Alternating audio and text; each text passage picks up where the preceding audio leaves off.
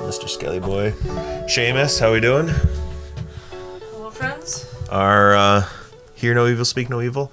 If you look above, our meditating Skelly Boy with a palm tree sticking out of his head.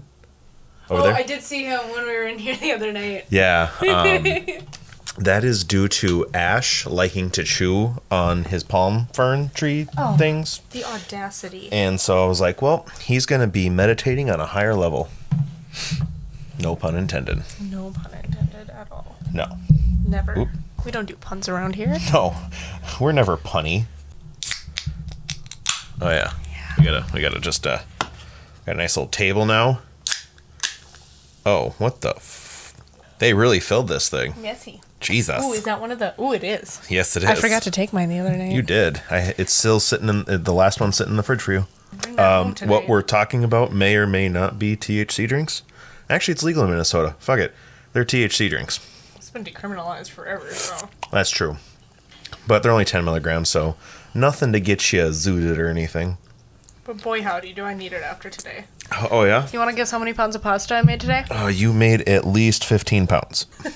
Considering one batch is 20 pounds, yeah. Oh, well, I mean, I wasn't wrong. You weren't wrong. I made 200 pounds of pasta You today. 200 pounds. You made the equivalent to me. Yeah. I made the equivalent to myself as well. In pasta. Pasta. All right. Hi, Austin. Hi, Hannah. How's it going? Oh, been better, but we're here and feeling good now, sorta, kinda. Yeah. Same circus, different monkeys. Same circus, different monkeys. If any of you have been on any kind of medication for mental health, you know what it's like to switch medication, and that's what I'm going through right now. Just a little tidbit on that. I'm not going to tell you what I'm on, but I can tell you that, boy howdy, this is going to be an interesting episode. It's been a roller coaster. That's for sure. So, well, you know what? Before anything else, welcome to episode 24 of the Bleeding Grave podcast, everybody. Yes, we did take a little bit of sabbatical. But yeah, thanks for dealing with our little breaky break again. A little breaky break, but at the same time, we've been super busy at work. I am super excited about this episode. I am really excited about episode 25, and we can't give you anything. No, we can give them a little something. What do you think we can give them? Well, this is the episode where we announce what we're doing. So, okay. On episode 25, we're going to tag team a story. Austin is going to do the true crime part, and I'm going to do the paranormal part. And then, at the end, we are going to have at least one of our friends from the Lovely Bones Paranormal group come on. So if you're familiar with their investigations on YouTube or on their Instagram, you may or may not know what the 25th episode is going to be about. Yeah, I became friends with Rebel through her group on Facebook, Haunted Minnesota. I've mentioned it before. And I invited them on a while ago, and we're finally making it happen. After Austin and I do our thing, Rebel is going to come on the end of the show and tell us about their investigation that they did at the location that we're going to be covering. So they're a Minnesota-based paranormal investigation group. They still consider themselves pretty new. I believe she said they were founded in 2020, but we'll let them give that spiel when they come on. We'll let them explain how they started, and we'll answer all. Oh, no, we won't answer. They'll answer. We'll ask the hard-hitting questions. Well, they're good people. They have some fun experiences, some interesting experiences and stories, and yeah. So if you're as excited for episode 25 as we are. I mean, I hope you guys are, because I am super stoked about it. I mean, come on. It's also going to be our Halloween episode. Yeah, exactly. It's coming out. It will come out October 30th. I know, day before Halloween, but it's still our Halloween episode. Yeah, it kind of worked out perfect. It did. With that, Austin, do you have anything to start us off with? I have one thing to start off with. Okay. And I think a lot of vagina owners are going to actually... Jesus Christ. No, the interesting thing I do have here today is that, so everyone's familiar with the IUD, correct? And how painful it can be. So I thought I would share this little tidbit. They have actually made a device now that is gentle, painless, and bleed-free when it comes to this new procedure of inserting IUDs. It is called Cervix, and basically what it is... Yeah, Cervix. That's such a good name. So what Cervix is it's a long, smooth tube, and it has kind of like a crescent shape, and what it does is it gently uses suction to basically stabilize the cervix, and then it has a hole for the IUD to go down through to insert it a lot more gentle, because those more like a piercing. It sounds like those tubes that they use when they're piercing. Once they get the needle through, they put the tube through, and then they thread the jewelry through the tube. No. That's what it sounded like. Let's see if I can rephrase it a little better. So we know the cervix is kind of like a donut, and then so half of the device has basically half the cervix in it, and it will gently use suction to stabilize the cervix. Basically, it'll hold it in place instead of using the forceps, I think is what they're called.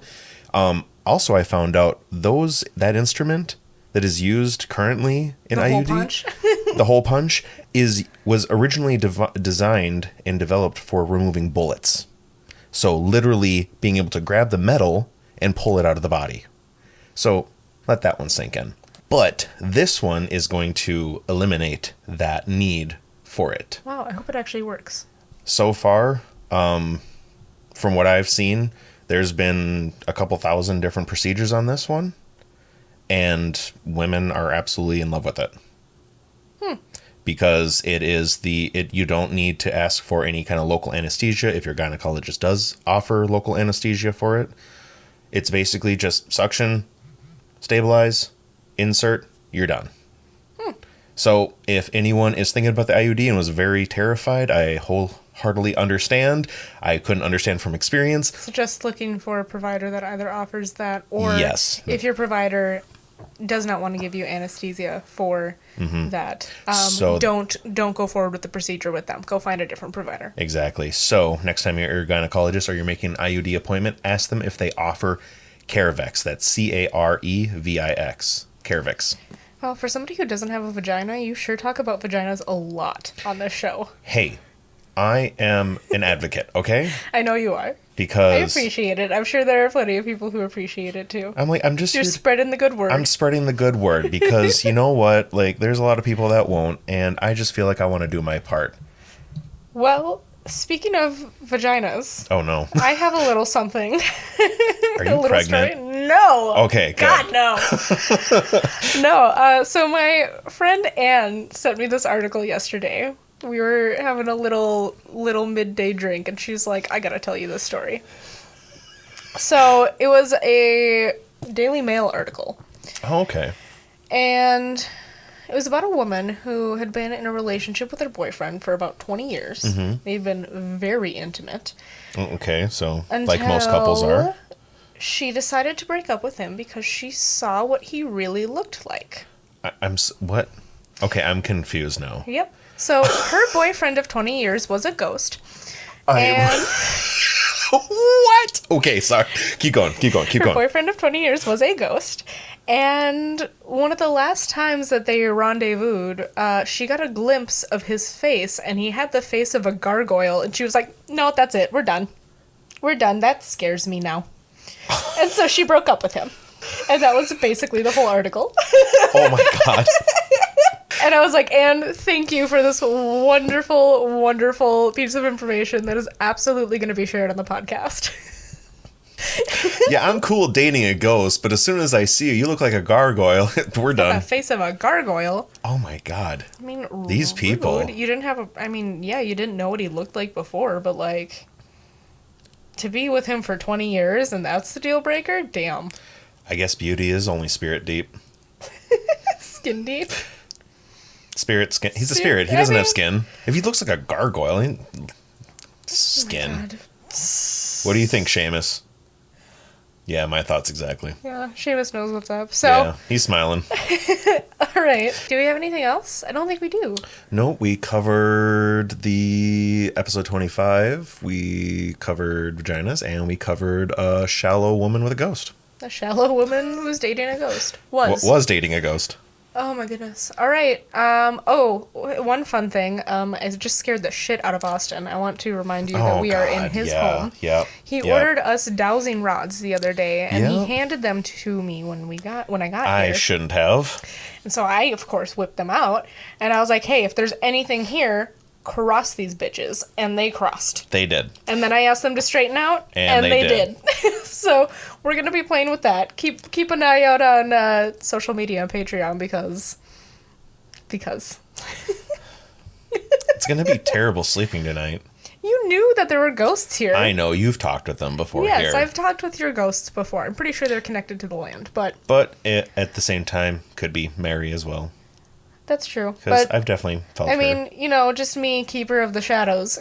You keeper of the shadows. I had a dream last week where I was very lucid at this point in the dream, and they looked at me and they told me I was a keeper of shadows, and I woke up pretty much immediately. And after some discussion with some people, I think I figured out what that means. Basically has to do with being a medium and being like a protector of spirits and of like the shadow realm, if you will, and all of that. So You're like Jennifer Love Hewitt's character on Medium. No, Ghost. Ghost. I think it was Ghost, actually, yeah. It was Ghost Whisperer, I think. Ghost Whisperer. It was the Ghost Whisperer. I Yep. loved that show. That was a really good It show. was- I don't know. It's super cheesy now, but it was a good show. Oh, for yeah. its I tried time. watching it again. Well, not tried. I did watch it again, and I was like, wow. Where is it on? I watched it. I think I watched it on Hulu. Okay, well, I could be wrong, I but guess I know what I'm doing this weekend while I do my spooky nails. yeah. I mean, with the cheesy factor, it's great, but at the same time, for the time, it was very well done. Yeah. Good actress. All right, with that, I believe it's your turn to flip the coin. Sure is. You caught it, and then you dropped it. We're gonna try that one more time. Oh, got it. It is Tails. Ooh. All right. Well, I have a story that is apparently a popular demand. The people have been asking for it.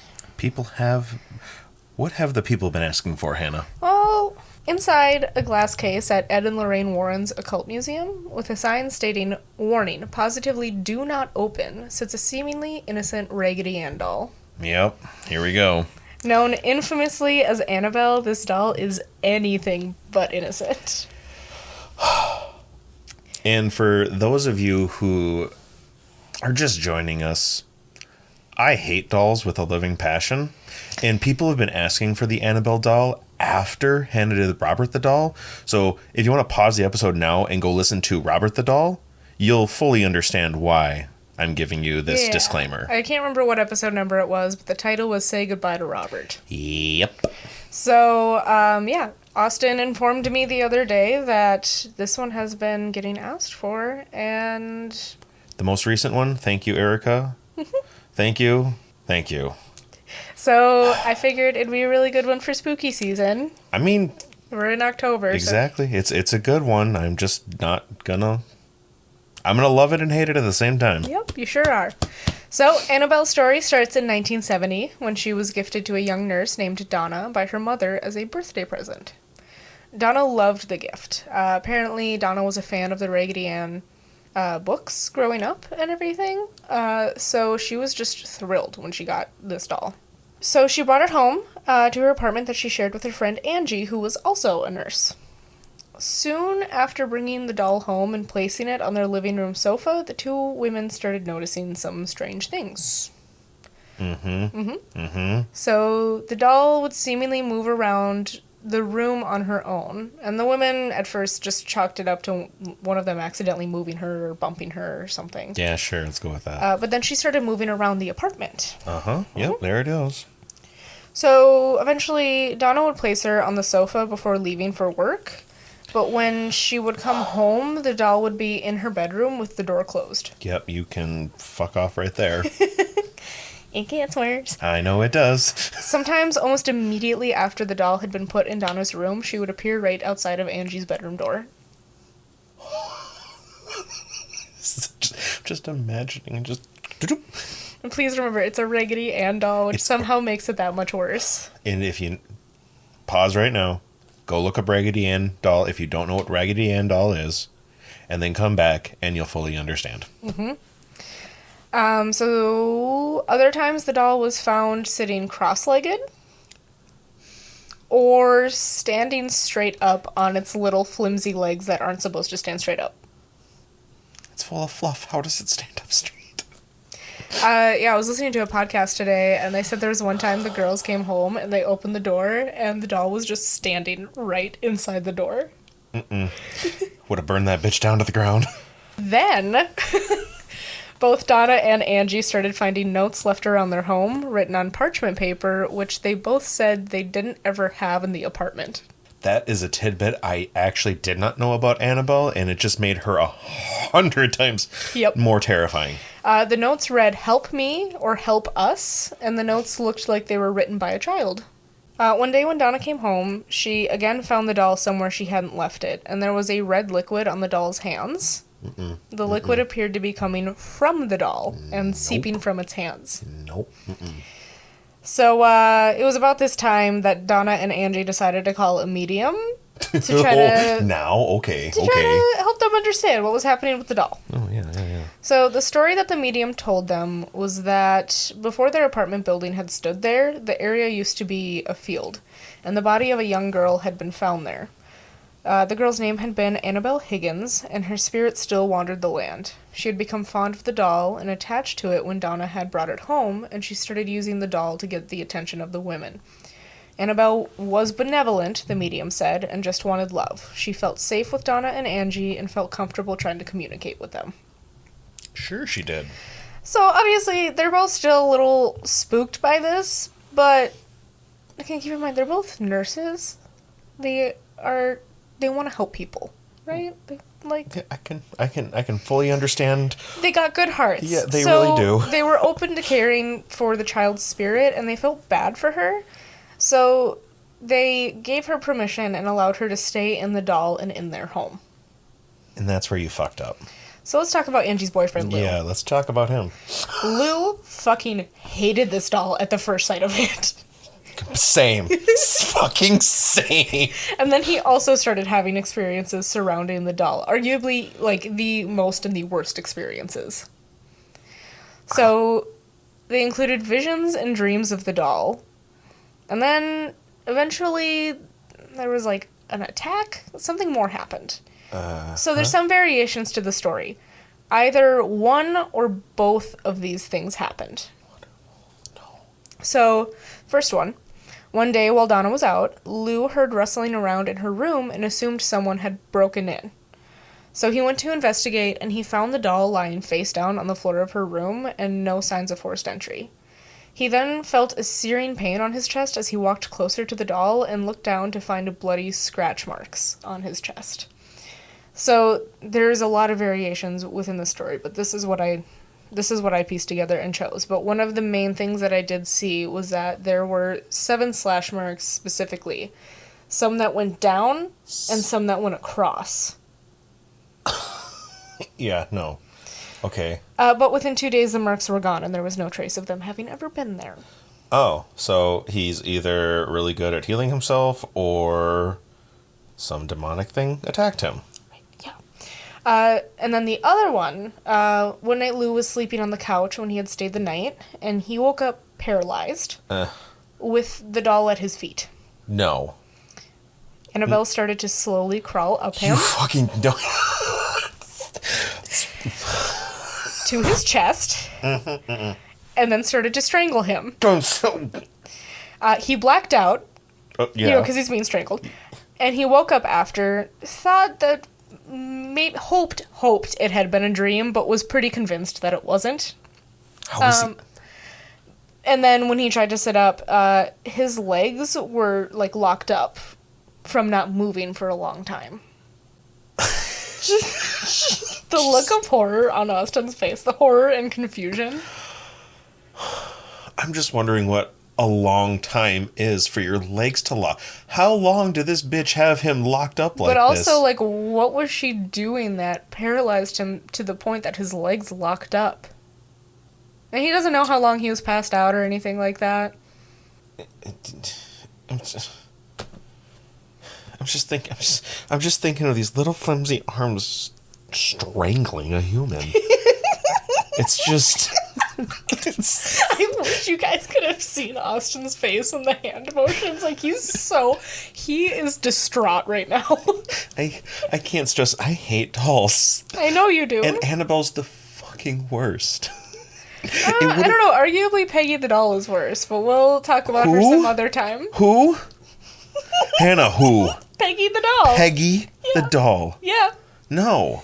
I think Zach Bagans has Peggy, if I remember correctly. Don't quote me on that, but... Fucking bagel bites. So... Okay. After these wild events, Donna contacted a priest who just went ahead and contacted Ed and Lorraine Warren. Call the experts now. Well, so apparently this was shortly after Amityville had happened, and they had founded their, like... investigation research group and everything, so like the Warrens were a household name, especially in regards to the paranormal and things like that. Oh yeah, in the early 70s. Oh, absolutely. Yeah. So Ed and Lorraine came to do an investigation. Lorraine, who was known to be clairvoyant, talked with the spirit residing in the doll and informed the woman that it wasn't in fact the spirit of a child looking for love, but instead a demon. Who would have fucking guessed that a demon would have pretended to be a child to allow you to be in its home? So, she told them that the demon had pretended to be a little girl to use their emotions against them and gain their trust. When it had asked for permission to stay and the women said yes, it opened up the floodgates. Yes, you never say yes. You never fucking say yes. The demon was never in the doll per se. It had been around their home and was using the doll like a puppet to get their attention. And in that, it had attached to the doll. So it was like moving the doll. Mm-hmm. It was like making the doll stand up. Mm-hmm. All that stuff. Which also, I just had this thought. I'm just picturing Lou sleeping on the couch. Mm-hmm. And the demon standing there holding the doll. And it's like, I'm just gonna crawl up. Crawl up him? I don't know if that makes it better or worse, Hannah. Right?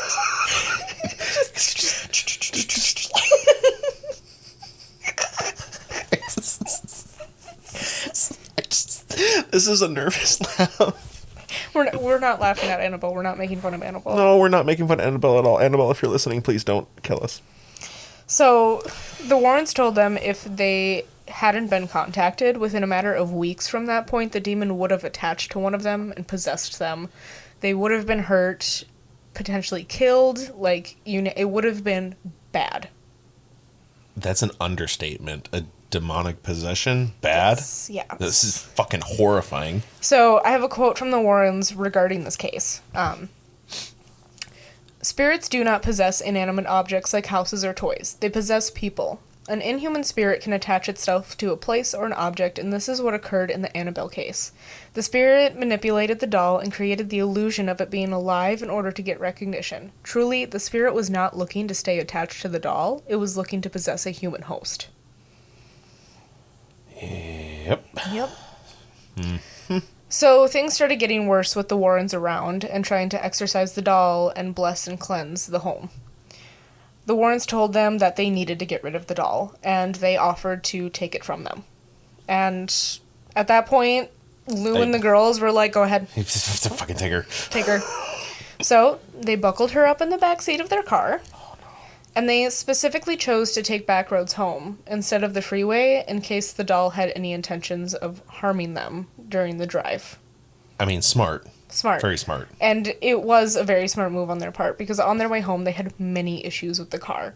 The power steering would go out, the brakes were failing, and the engine stalled, all multiple times.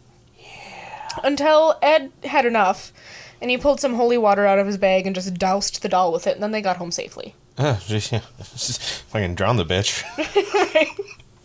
So Ed left the doll on his desk for a while, and soon when they'd enter the room that she was in, they'd find the doll levitating over the desk.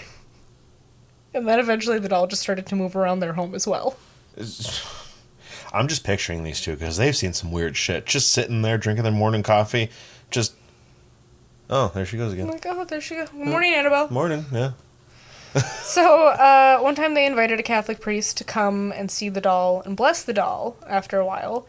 And when holy water was thrown on it, it's said that the water would just steam right off the doll.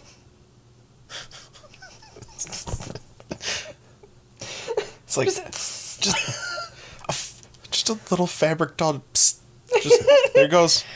And the priest eventually, in some cases, it said it was out of fear. Others said it was him being cocky.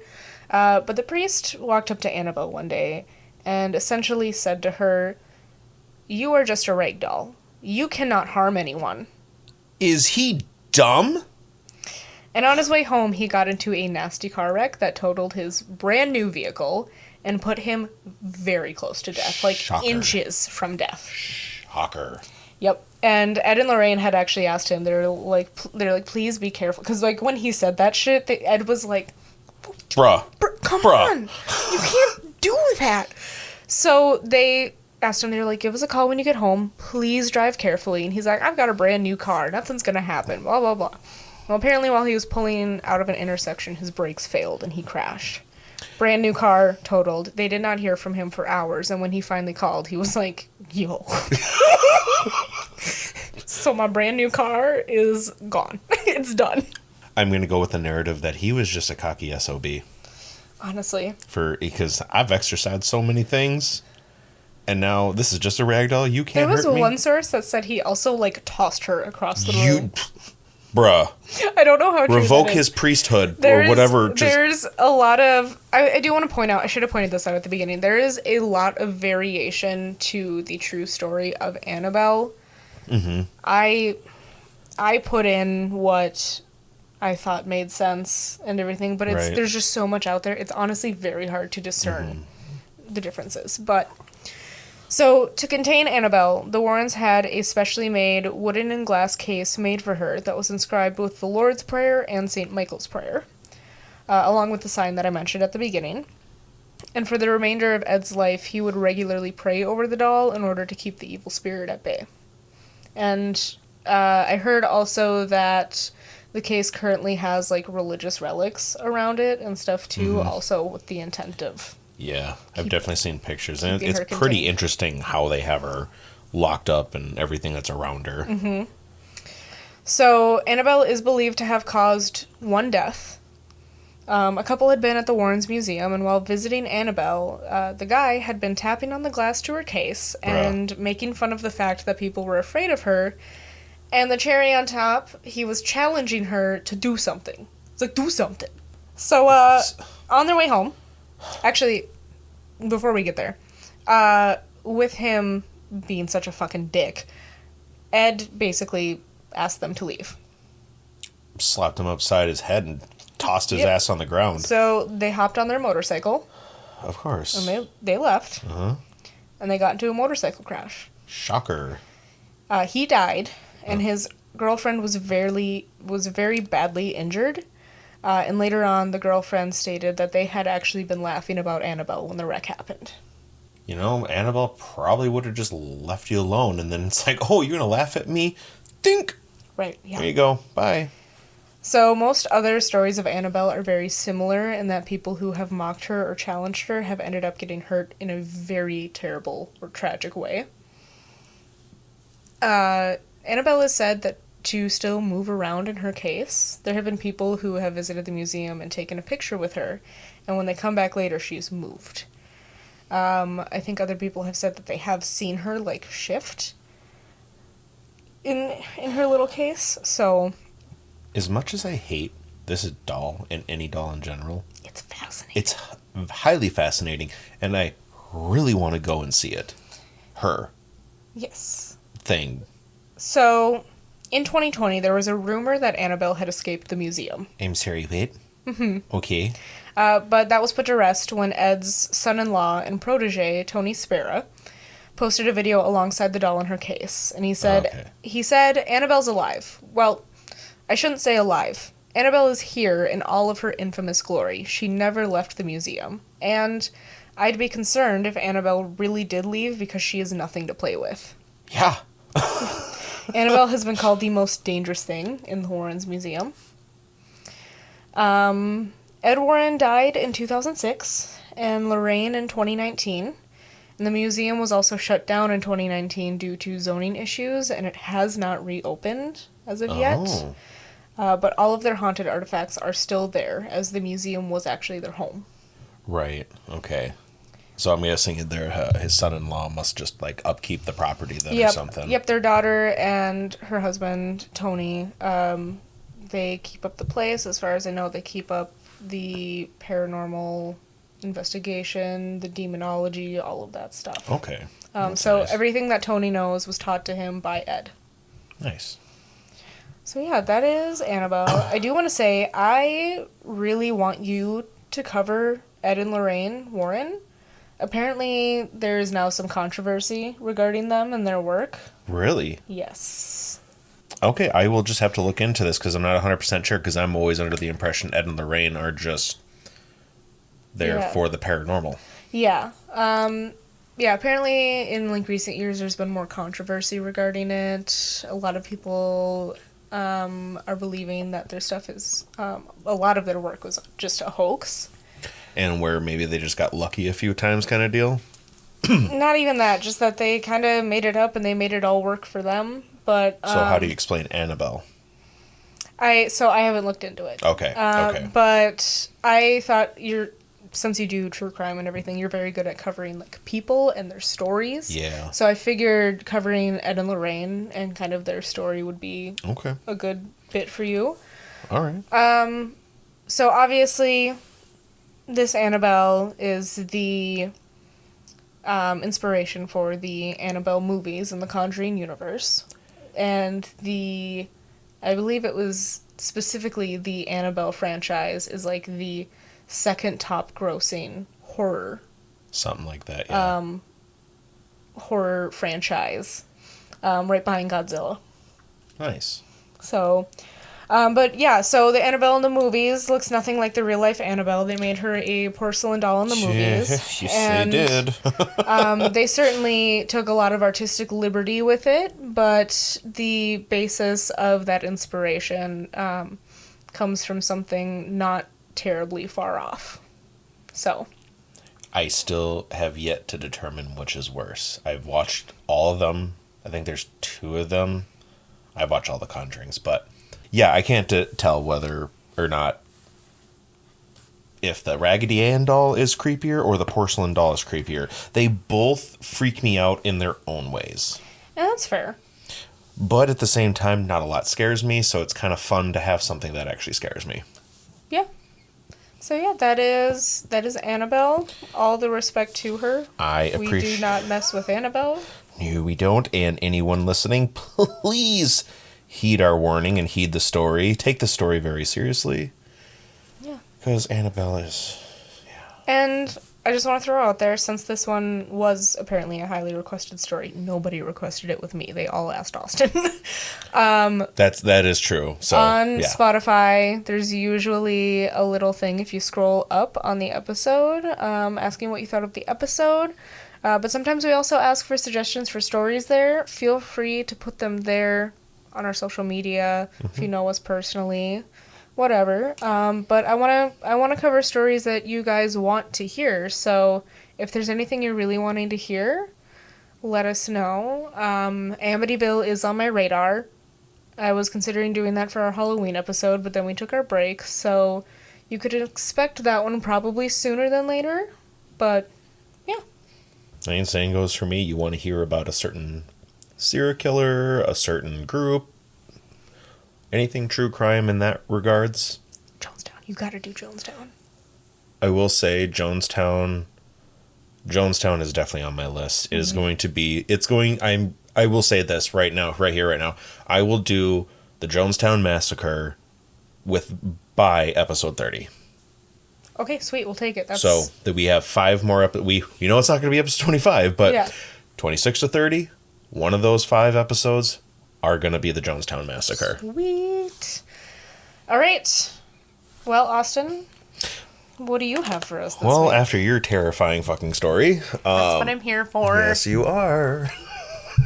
I have today I'm going to talk about the horrific murder of Timothy O'Brien. I have not heard of that. Have you heard of his killer the Candyman. And not the folklore Candyman. Like the media nicknamed this man. I think I have. Okay. So, let's get into it. So, Timothy O'Brien was 8 years old in 1974. He had a sister named Elizabeth. She was 5 at the time. Also, obviously, had a mom and dad, Ronald and Daneen. They lived in Deer Park, Texas, and Ronald worked as a optician. I hope I'm saying that right. Yeah, optician. Couldn't find what Daneen did. I'm going to assume she was a stay-at-home mom, but at the same time, I can't confirm nor deny that. When was this again? So this happened in 1974. Okay. And so chances are pretty good then. Mm-hmm. And more specifically, this murder takes place on Halloween 1974. Ooh. So, started off like any Halloween. The O'Brien family went to their friends Jim and Jean Bates' home in Pasadena, Texas for dinner and to trick-or-treat after. Jim and Jean had 2 kids as well, named Mark and Kim. There are some reports that Kim didn't go on the trick-or-treating. The area where the home was located was described as a swanky area of Pasadena. Swanky seems pretty accurate for the 70s. I love the word swanky. Swanky. Let's bring it back.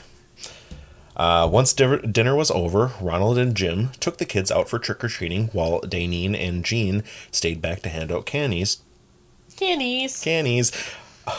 While Daneen and Jean stayed back to hand out candy to the trick-or-treaters that would come up to their door.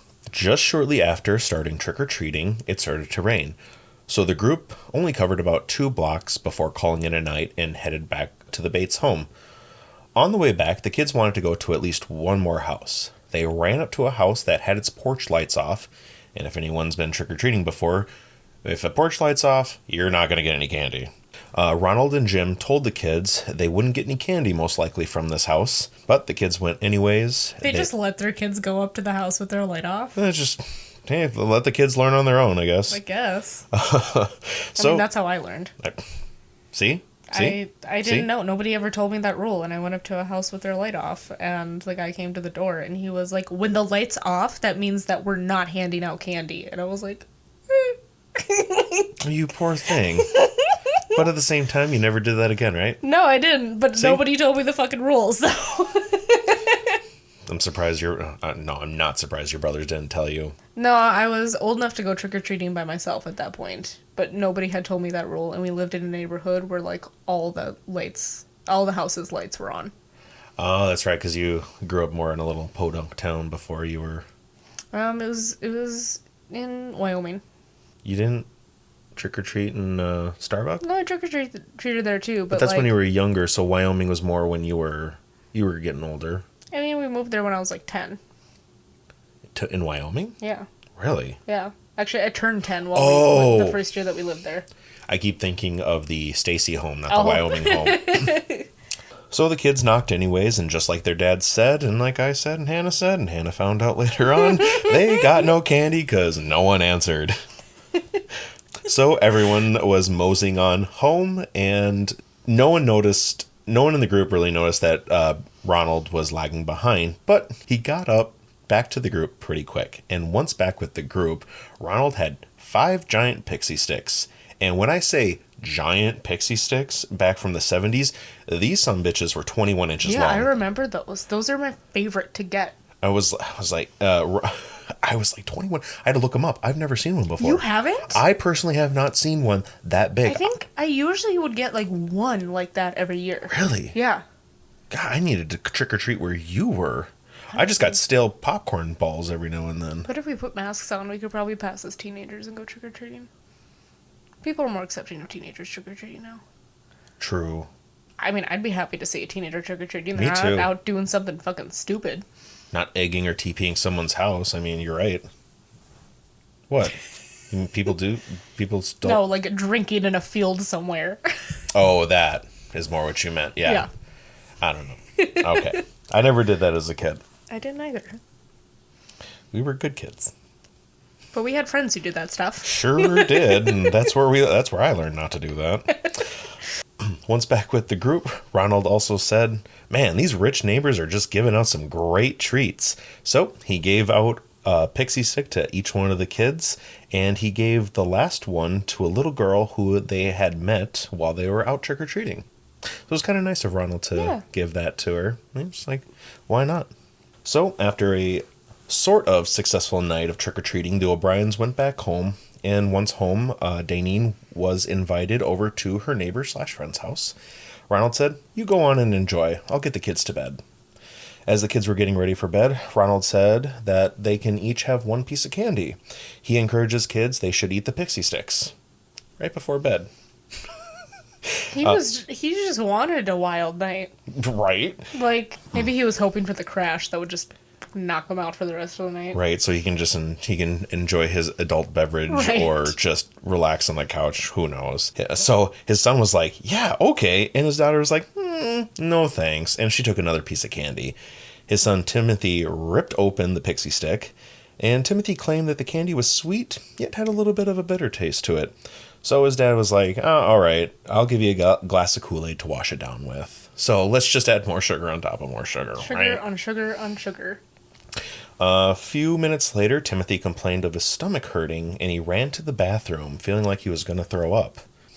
Timothy vomited violently and started convulsing and foaming at the mouth.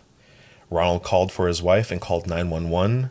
Ronald picked up his son Timothy while he was convulsing and held his son in his arms until he went limp. The ambulance arrived, and by that time it was too late. 8-year-old Timothy O'Brien had already died. I know the story now. During the investigation, Ronald was questioned. Ronald goes on to tell what happened that night. After the kids left the house that did not give them candy, Ronald noticed the door was opening and saw a man sticking his arm out with the pixie sticks. Ronald really couldn't see who the man was or his face that gave him the pixie sticks, he claims. The police believed this claim and went and arrested a man named Courtney Melvin. The police arrested Melvin at his work at the William P. Hobby Airport, where he was a air traffic controller. But once Melvin was questioned, it was found that he had a very strong alibi. He was at work that night and didn't get home till around 11 p.m., and with over 200 of his coworkers as witnesses, Melvin was rightly released. During this questioning and during this investigation, a funeral was held for Timothy. A funeral no parent should have to go through. When the music started to play, everyone went up to pay their respects, and Ronald's friend Jim Bates noticed how Ronald went up to the casket, and Ronald didn't pause, he didn't look, he just walked right past his kid's casket. A lot of people thought, just the way he's mourning, he didn't want to look at his son. There's a lot of theories as to why he just went and rushed past his kid. But before the funeral, an autopsy was done.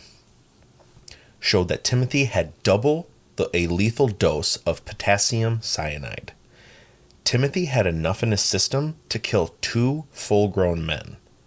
He was 8 years old. Jesus Christ. The poison took all of the oxygen out of his blood, suffocated his brain, and then made Timothy go into a cardiorespiratory arrest.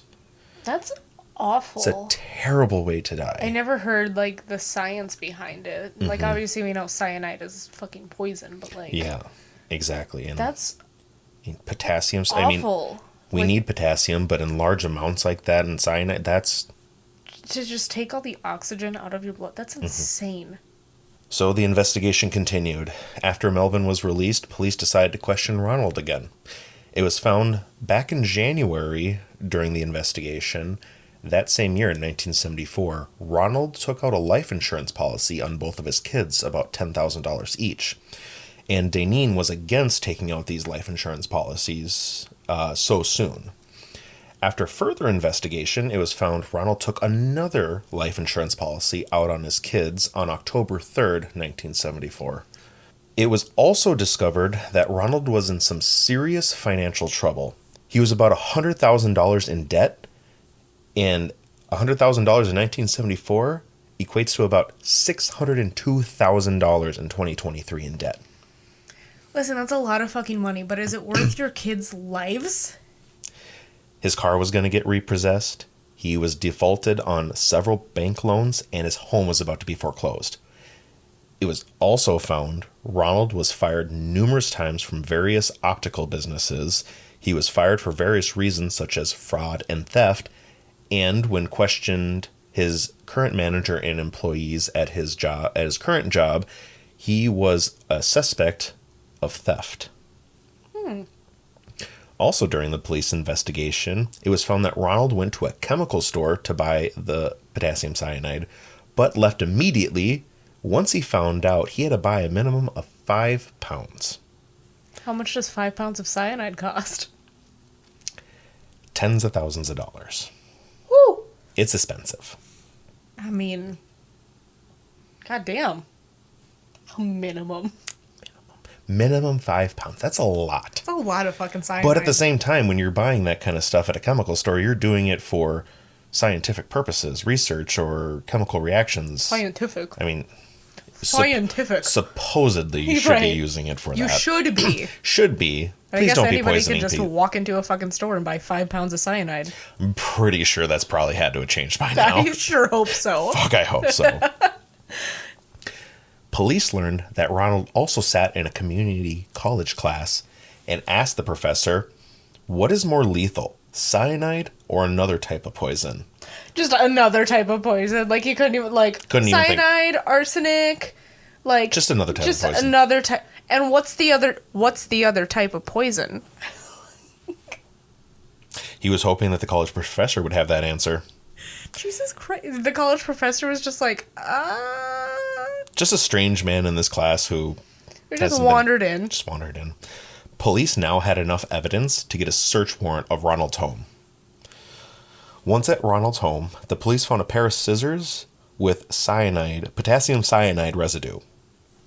This was enough to arrest Ronald for the murder of his son Timothy. Once back at the station, Ronald was interrogated, and it came to light. Timothy wasn't the only one that was supposed to be poisoned. Yeah, because there was 5 pixie sticks, weren't there? There was, but it was only supposed to be Timothy and his sister, Elizabeth, were supposed to eat the cyanide-laced pixie sticks. Ronald was going to use his kid's life insurance to pay off his debts. And the cost of the funeral? Right? Luckily, none of the other kids that Ronald gave the pixie sticks to ate them and were used as evidence, since they also had the cyanide poison in it. This gave Ronald the nickname the Candyman. Fast forward to June 3rd, 1975, Ronald's trial begins. Plenty of witnesses came forward about Ronald and stood to testify against him, even his wife, Daneen.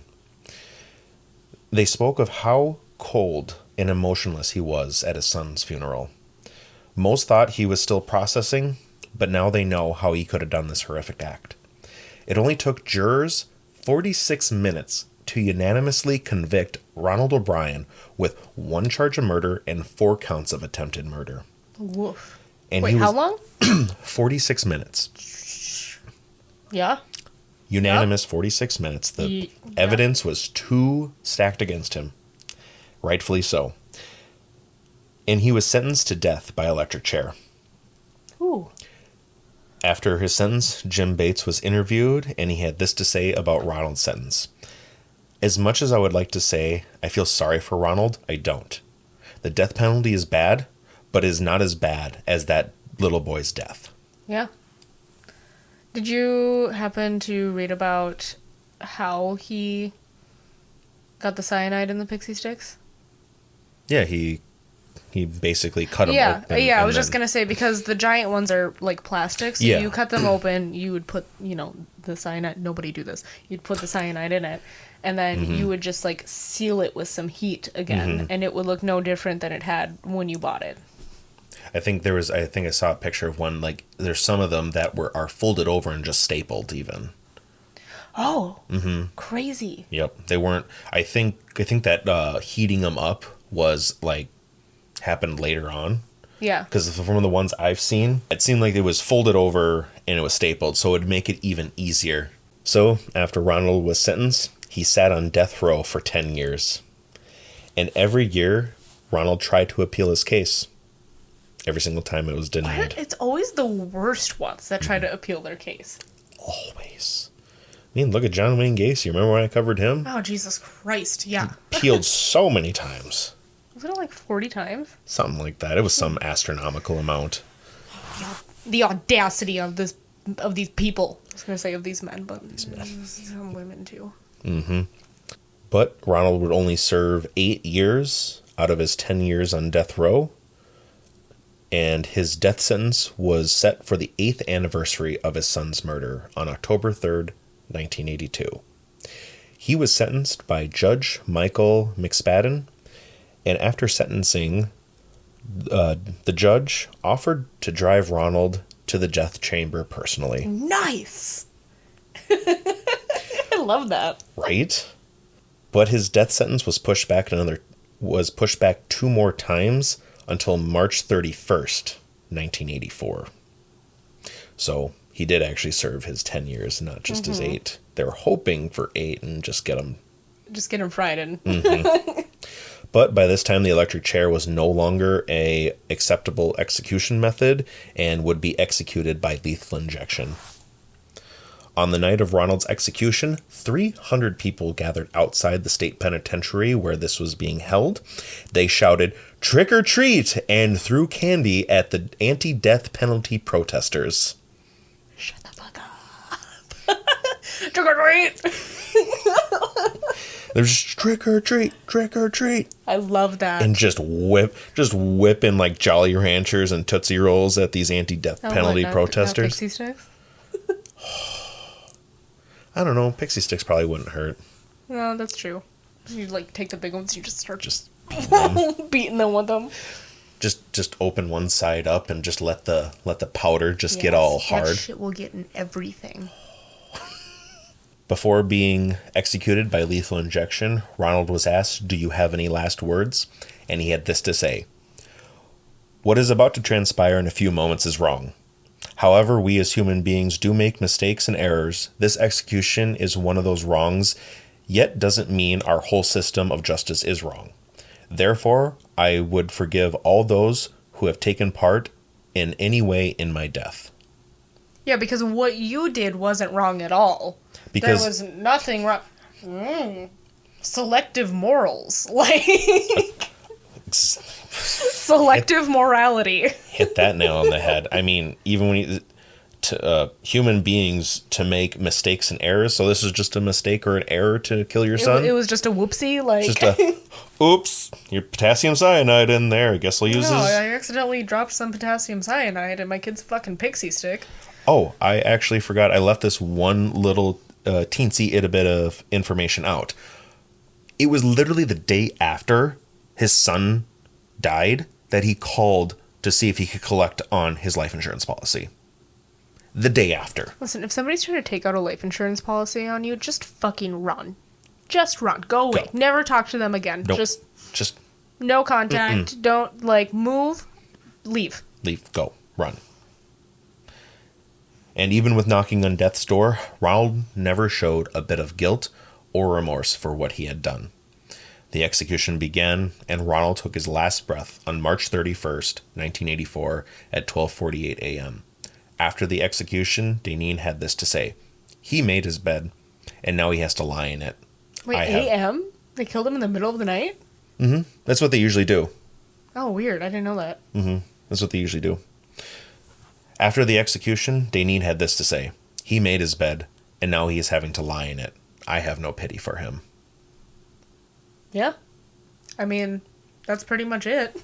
Ronald got what he deserved, and that poor little boy of Timothy, man, that's so sad. How can you do that to your kid? I don't like kids, but I could... Don't get me wrong. I'm like, a little kid's not supposed... Like, what realm? They are the most vulnerable people in our society. Some of the most vulnerable people in our society. They don't know anything. They don't know anything. They don't know the world.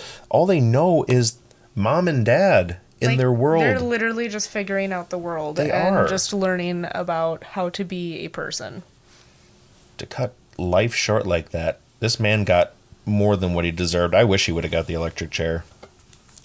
Honestly, I do too. But that is the horrific death of Timothy O'Brien and the Candyman. That was a great story. Thank you. It was one that I had on the list, and I'm like, you know what? I think this will be a great one to do for October. I mean, yeah, it has to do with Halloween. It's got everything in it. It does have everything. So with that horrific story and very sad story, Hannah, please tell me you have a very fun cemetery fact today. The one that I have is very sweet. I just want to say, though, it's probably terrible. I really want a pixie stick. I want a giant pixie stick, but my pancreas doesn't work. And I don't think that there's enough insulin in the world. No, Or at least not in my fridge for me to eat a fucking pixie stick, because that bitch is just sugar. Or 21-inch long one. You might be able to get away with one that's like this big. Honestly, tiny... pixie sticks would be great when my blood sugar goes low and I need a quick fix. Yeah. Yeah. I mean, I don't know how much in a pixie stick, but I mean they're gonna have the serving size and the carbs on it, so like I would guess like 1 or 2 of them to get my blood sugar back up. It's a perfect excuse to go find a box of pixie sticks. I can't believe I didn't think of that until now. It's only been, what, 5 years? 3 years into this. And 3, 4, yeah. Just now thought of pixie sticks. I love Reese's. Reese's are currently my low blood sugar fix. But anyway, our cemetery fun fact. When a bell rings, it means that an angel received their wings. So I'm assuming like when you hear a bell ringing at random, it means that an angel got their wings. Oh. Yeah, it is a sweet one. That is a sweet one. We did forget one thing at the beginning of the episode. What is that? We were on the 70s versus the 80s again. Yes! I don't think the episode is out yet. No. But keep an eye out for it. We were on their Halloween episode. We watched the movie Halloween. Yes, we did. Yes, we did. And it was not scary like I thought it was going to be. Hannah psyched herself out so much. It's the same thing I do when I go to haunted houses. While I'm waiting in line, I get myself so psyched out. And that's on true. Anxiety. But yeah, it was good. We had a lot of fun. We talked about the movie. We talked about Halloween costumes, our favorite Halloween candy, our least favorite Halloween candy. Candy corn. And circus peanuts. Oh, gross circus peanuts. I almost forgot about that. Yeah. So go and check them out. Keep an eye out for that episode that we're on. Thank you again to Mike and Brian for having us on. It is always so fun doing a collaboration with them. It really is. Hannah and I, both of us, we had such an amazing time. Like we said at the beginning, keep an eye out for episode 25 when we have the Lovely Bones Paranormal on. We're so excited about that, and we're so excited about the story that we're going to be doing for it. So it's going to be amazing. Remember, that comes out on October 30th. In just a few weeks here. Yeah. So with that, happy spooky season. Happy Don't be a haunting. dick at work. Oh. Don't be a dick at work, but also happy haunting. Yeah, I think that's it. I think that's all she wrote. The fat lady has sung. It has been a great spoopy Halloween so far. It's been a good spoopy season. Spoopy season. There we go. Not Halloween. Not Halloween yet, but we're super excited. Hannah and I. Halloween all month. It is Halloween all month. Hannah and I will be carving pumpkins at some point. We'll have those posted up. Yes. Oh, and I did post a picture of Austin and I from 9 years ago. Yes. And our hayride makeup from the Dead End Hayride. Oh my god! Because it showed up on my memories, and I was like, I must share it with everyone. You will see a baby-faced Hannah and Austin, and an Austin with no beard. With no beard. Literally no. And a terrible haircut. It was just a short, easy to manage haircut. Buzzed. Literally just buzzed. It was before I even figured out that men can actually do stuff with their hair. He's come a long way. I have grown into a beautiful butterfly. If you don't get that movie reference, figure it out, and we'll see you on episode 25. All right. Bye. Bye.